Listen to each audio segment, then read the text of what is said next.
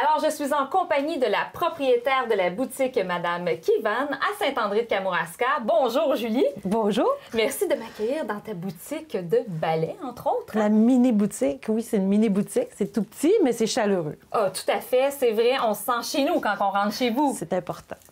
Donc, parle-nous un peu du début de l'histoire de Madame Kivan. Donc, Madame Kivan, c'est qui ça, Madame Kivan? Madame Kivan, a priori, il fallait trouver un nom pour l'entreprise. Donc, on s'amusait. Il faut s'amuser quand on fait les choses, c'est super important. Puis, on cherchait, bon, qu'est-ce qu'a fait la madame à Vannes?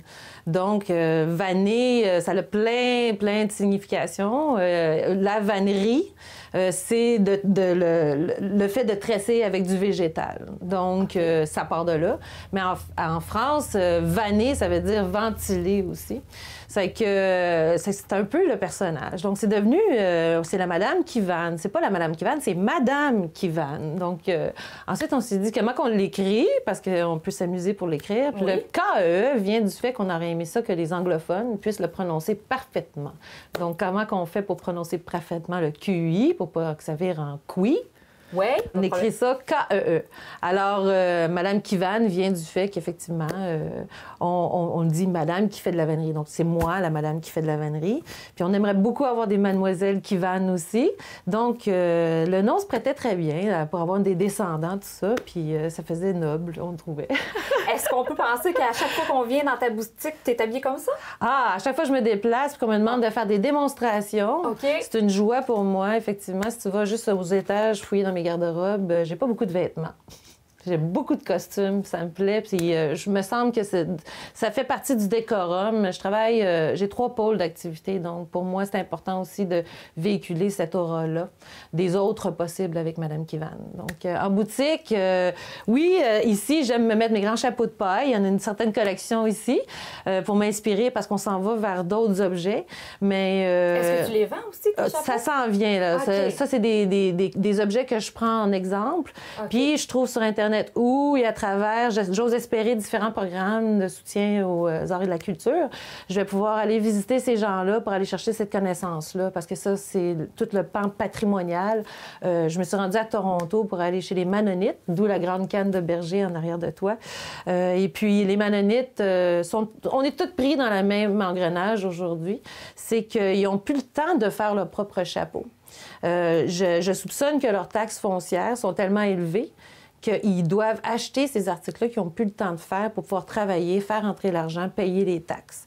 Donc, je suis allée dans un magasin Made in China où tous les Mannonites venaient magasiner dans une communauté de Mannonites. Donc, ça se perd tout ça, là, malgré ce qu'on aimerait, puis nos idéaux, jusqu'à une communauté comme les Mannonites, qui est proche des Amish, finalement. Mm-hmm. Bien, c'est pour ça que moi, je suis encore plus motivée à voir, bien, écoute, je vais ramasser les choses qui me branchent. J'ai plein d'exemples de plein de petites choses que je suis en train de ramasser, justement.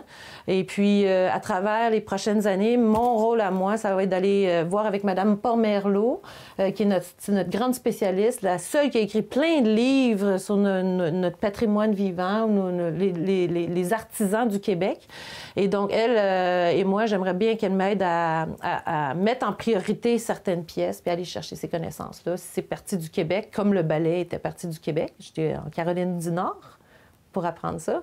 Mais ça se peut que j'aille en France, ça se peut que j'aille en Italie. Pour te perfectionner oui, dans les... C'est des vieux métiers. Oui. Quand on est arrivé ici, on les avait, ce bagage-là de tressage. Puis quand on voyage, on les reconnaît, ces tressages-là.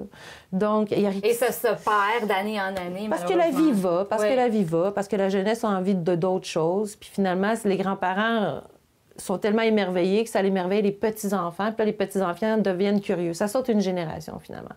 Et c'est notre génération qui va faire en sorte que ça passe ou ça casse, parce que tous nos spécialistes, logiquement, ont entre 55 puis 75 ans. Puis il y en a qui passent 70 ans qui donnent encore des démonstrations. Puis ce sont nos derniers. Il va falloir que le flambeau se passe, hein? Deuxième pan de Madame Kivan. Donc, on fait la démonstration puis le relais des savoirs patrimoniaux. OK? Donc, pour moi, c'est le tressage. Principalement, on va commencer avec ma spécialité, c'est le ballet, mais on s'enligne sur d'autres objets.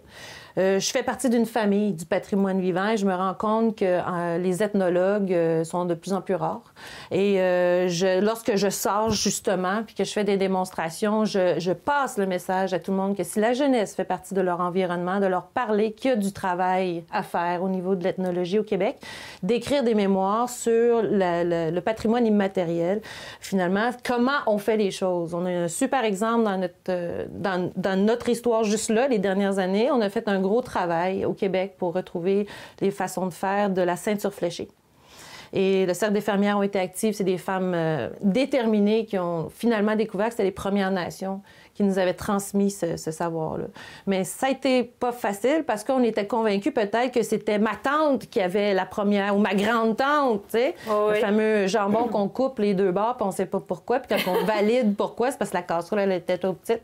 C'est que c'était pas la grande-tante, c'est peut-être la grande-tante qui était amie avec les Premières Nations qui a ramené ça chez elle, puis elle a pas transmis cet élément-là, cet élément-là de l'histoire de transmission. Donc, c'est pour ça que je fais la promotion, que l'Université de Laval a des magnifiques programmes. On a besoin de jeunes pour venir nous observer dans nos ateliers. Donc, quand tu te lèves le matin, tu peux te dire, écoute, je m'en vais écrire une histoire de mon patrimoine vivant. Parce qu'il faut déposer ces mémoires-là. On n'en a que 2. Donc, c'est le mari de Mme Pomerleau qui a déposé un beau mémoire de 700 pages sur les forgerons. Et puis, celui que je viens de discuter, c'était la ceinture fléchée qui vient tout juste d'être donnée il y a quelques années. Et puis là, à l'école, les enfants apprennent justement la ceinture fléchée. Et pourrions-nous imaginer un jour voir au poignet des enfants non plus les bracelets brésiliens, mais les bracelets d'amitié en ceinture fléchée. Ça se fait avec les doigts. Ben oui. Ça s'en vient. Ça risque d'être vraiment agréable. Donc, suivez-nous. Mais est-ce que toi, tu donnes de la formation? Si les gens veulent apprendre, toi, tu peux donner cette formation-là. Absolument. Donc, moi, mon but, c'est pas de garder ce savoir-là pour moi. Mon but, c'est d'encourager justement les gens à commencer à semer, soit dans leur communauté, dans leur cours. Ça fait des excellentes clôtures naturelles. Et puis, de commencer à se réapproprier des techniques de nœuds. Et donc, de cette façon-là, on est capable de commencer à faire plein d'objets, des balais, des balayettes, des pique-pâtes, des petites brosses pour les racines, les champignons. Puis ensuite, ce tressage-là, si on va dans la cuisine, parce que moi, j'aime bien dire aux gens, on commence à remettre des fibres naturelles dans la cuisine. On regarde juste les petites lavettes des cercles des fermières. Pardon. Et puis, si on regarde comment c'est attaché à la base du bâton, c'est un tressage. Vraiment, c'est la même chose. C'est que si vous voulez vraiment que je vous apprenne comment tresser le balai, intéressez-vous à vos cercles de fermière, puis faites-vous une petite lavette en coton, là, durable pour toujours, mais il faut la laver. Bien, quand vous allez arriver pour tresser votre maïs à balai, vous allez réutiliser votre patrimoine, mais dans d'autres fibres. Puis là, je peux vous compléter la formation pour d'autres intérêts que vous avez pour cette fibre-là. Donc, c'est des choses qu'on fait, qui est encore semi-vivant, qu'on voit presque plus, mais que les gens se souviennent encore. C'est pour ça que c'est important de l'écrire. Et ton manche est très différent aussi d'un balai conventionnel qui est tout droit. Là. Toi, tu prends des branches. Alors, les premiers balais qu'on faisait au Québec, on varlopait. Il y a un artiste au Québec qui le fait, sinon il faut aller en Nouvelle-Écosse. Donc, varloper, c'est quoi? C'est les écorceurs. Si vous vous souvenez de l'outil avec 2 poignées, avec une lame au centre, où on râpait le bois. Les premiers balais étaient faits comme ça du temps des maisons avec les planchers en terre battue. Bon. Alors là, on n'avait pas encore notre agriculture, on n'était pas rendu là, on s'installait. Okay? Quand on est arrivé plus dans les années 1700, c'est là où le maïs à balai est rentré. Okay. Donc, quand on varlopait du bouleau. Donc, notre lame venait ramener le bois comme ça, puis on laissait accrocher les bouts.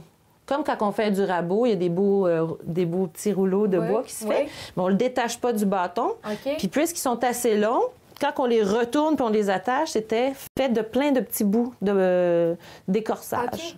OK? Donc, c'est sûr que c'est pratique, mais c'est pas durable. La fibre à balai, pourquoi qu'elle a été importée ici de l'Afrique du Nord? Parce que c'est une fibre qui ne casse pas. Elle plie. OK? Elle va plier. Puis elle va être extrêmement durable. Elle ne cassera pas. Okay. J'ai essayé de faire des balais avec des bouts de lin, des branches de lin, du sarrasin aussi. Ça fait beau. Mais quand on balaye, on ramasse plein de petites branches en même temps. Donc, c'est plus un élément décoratif si vous voulez vous amuser à appliquer ces nœuds-là sur d'autres fibres. Okay. C'est sûr que ça fait beau. Bon. Alors, puis sont garantis à vie de cette façon-là. Donc, les gens qui partent avec ça sont contents. Bien oui, puis ils l'utilisent, là. Absolument. C'est ça le but aussi, là. Donc, les manches, pour l'instant, cette fibre-là, je ne l'ai pas plantée encore. On commence l'année prochaine dans le Kamouraska à le semer. OK. Et donc, c'est des joncs. Les gens, si tu veux le... C'est des joncs de différentes longueurs. C'est pas très compliqué encore. C'est très simple de se dire, je vais commencer à faire des balais. Vous prenez un bâton, vous prenez les différentes longueurs. On part du bas du jonc ici. Puis il y a différentes longueurs. Donc, dépendant les longueurs de ton brin, il va être utilisé pour différentes choses. Pour le sol, c'est bon d'avoir des longs brins parce qu'on va sûrement le couper. Puis on veut quelque chose de rigide. Quand on passe le balai au sol. On veut pas vraiment ça. OK. Ça, on peut dire que c'est pour décoration, ça? Rares sont ceux qui partent avec des balais bien coupés. Non? C'est très beau et très romantique. Alors, à la maison, lorsqu'ils en auront assez de pas être assez efficaces, je leur dis coupez-les puis gardez-les les bouts parce que c'est avec ça qu'on fait les petites brosses pour les champignons, les racines. OK. C'est que si à la maison, la personne a envie de se risquer, elle ressort l'espèce de barreau que j'avais dans mes mains il y a quelques secondes, avec le fil entouré, puis elle peut les accrocher pour faire des mini-brosses avec. OK. Puis ça, c'est fun. Fait que les gens aiment ça comme pour la décoration au début, puis après, bon, OK, je vais l'utiliser. Peut-être dans quelques années, les gens vont vraiment vouloir juste des balais coupés, là, parce que ça reste un objet que les gens aiment beaucoup. Ça sent bon. Quand les gens ils rentrent, ça sent bon. C'est quoi ça?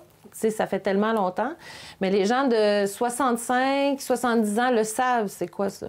J'ai même des gens de 70 ans qui me disent, comme on disait, va donc me casser un brin dans le balai. Bien, ça vient du fameux pic-patte. Mais tu t'intéresses beaucoup au patrimoine. Ça donne un sens. Oui. On fait pas les choses pour... je préfère les choses parce que, justement, je parlais, il n'y a pas de machine, ça me permet de raconter des histoires, de jouer un personnage. Mais je pense pas qu'on est dans une époque où il faut faire les choses... Oui, un certain pourcentage, il faut les faire pour le plaisir. Mais moi, j'ai besoin de donner un sens aux choses. Puis je pense que les gens ont besoin de trouver un sens aux choses. Donc, savoir-être, aujourd'hui, c'est ça. Puis ça va jusqu'à la profession. Donc, tantôt, même moi, je me suis fait prendre dans le savoir-être. Je pensais que j'aimais ça, être agente de développement économique. Non. Je trouvais ça difficile, puis ça faisait quelques années que je trouvais ça difficile, que je trouvais ça... C'était pas à mon goût. Et étant minoritaire, il faut en venir à une conclusion. Donc, non, quand tu prends vraiment, que tu t'arrêtes, puis savoir-être, c'est ça. C'est savoir s'arrêter puis se remettre en question. Donc... C'est ce que tu as fait. C'est ce que j'ai fait, puis ce que je vois beaucoup de gens faire. Puis quand je vois qu'ils prennent ce temps de qualité-là avec eux-mêmes, je vois les résultats qualitatifs. Que c'est bien dit. Mais là, Julie, t'es pas native de la région. Là. Je l'ai compris avec ta discussion. Là, moi, je viens d'une île. Tu viens de l'île verte? C'est quasiment exotique. Hein? On a le goût de dire plein de petites îles spéciales, parce qu'on en connaît plein au Québec. Mais la principale, c'est Montréal. Fait que je suis née à Montréal. J'ai été élevée sur la rive sud de Montréal. Je suis partie très jeune de la maison. J'ai toujours été très créative, par défaut, étant dyslexique. Puis avoir des déficits d'attention, ça me connaît aussi. Donc, je pense que j'ai juste pédalé tout le long de ma vie pour être comme les autres, mais en jouant mon rôle à moi. Donc, tout ça, ça s'est très bien tressé avec mes emplois que j'ai eus en étant un leader souvent et en animant des groupes. Donc, à un moment donné, quand tu deviens adulte puis tu viens à voir la société dans laquelle tu vis, tu as envie de participer puis tu as des capacités, mais c'est ça que j'ai essayé de faire. Puis finalement, où je suis plus efficace, c'est quand je raconte mes histoires. C'est là où je suis la plus heureuse. Donc, je pense que tout se sent. Moi, je le sens, puis les gens le sentent. Puis c'est drôle, les mêmes messages que se passaient autour de grandes tables de réunion qui passaient pas. Mais là, ils passent. Oui, puis je peux avoir quelqu'un de très important. J'ai des ministres qui passent en avant de moi. J'ai toutes sortes de gens qui passent devant moi. Donc, peut-être, oui, que tu semais de cette façon-là, il faut y croire aussi. Puis je joue mon rôle, mais à 100 %. Donc, oui, je suis passionnée de mettre du gros bon sens dans chaque chose qu'on fait. Puis les gens aiment ça. Aime ça. Un être humain qui ne fait pas un sens de quelque chose, c'est la folie. Vous demanderez à n'importe qui. J'ai pris note de ce que tu me dis. C'est vraiment inspirante, Julie. Oh, mais c'est bien cool. Ben voyons. Hein? Bon, c'est pas ça. Faut se le rappeler. Je pense que les gens me le rappellent. Moi, peut-être que je suis juste un messager. Peut-être que mon rôle, c'est juste ça. C'est juste de rappeler, tu sais. Je suis contente. Le ballet, c'est ça, la vedette. C'est ça qui me permet de faire plein de ponts avec d'autres choses. Donc, c'est pour ça que ça me gêne pas du tout de m'appeler Madame Kivan. Ça me ferait plaisir que le monde m'appelle Madame Kivan puis qu'il oublie mon prénom puis mon nom de famille, finalement. Ah, OK. Parce que c'est pas ça qui est important. C'est noté. Oui. Mais là, je suis sûre, à la maison, là, les gens ils vont voir ça et vont dire « Je veux rencontrer Madame Kivan, je veux la voir. » Mais comment on fait? Bon, on t'appelle? On a mentionné le Yukon. Alors, Julie est revenue du Yukon. Elle a eu un choc pas culturel. J'ai eu un choc technologique. Je suis pas bien la vague. J'essaye Instagram, mais c'est pas comme tout le monde. Alors, pour me suivre, pour savoir ce qui se passe ou me contacter, Facebook, je pense que c'est l'affaire la plus facile. OK. Mais on trouve sous le nom de Madame Kivan? Voilà. OK. C'est facile comme ça. Facile comme ça. On t'écrit, puis on veut des informations, on veut de la formation, on veut des balais, on veut acheter. Ben, t'as l'air d'une fille passionnée. T'es passionnante à écouter. Ah, ben, je me nourris des yeux qui me regardent. J'étais venu en tourisme, mais je n'avais pas calculé le risque, celui de tomber en amour. Oh, qu'amour, amour, amour, qu'amourasca. Oh, qu'amour, amour, amour, qu'amourasca.